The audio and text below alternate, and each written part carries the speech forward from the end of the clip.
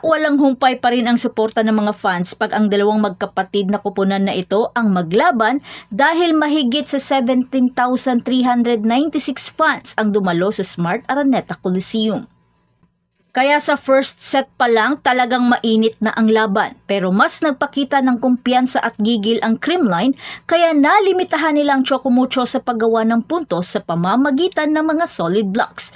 Kaya Chocomucho di nakaporma.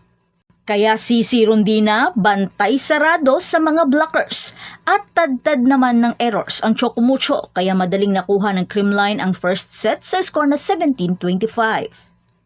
Sa second set, inaasahan na babawi ang Chocomucho kaya sa puntong ito sobrang dikit ng laban. Halos pigil hininga ang mga long rally. Pero dahil sa tindi ng net defense ng Creamline dahilan upang di makaporma ang mga spiker ni Wong. Habang si Sisi bantay sarado pa rin.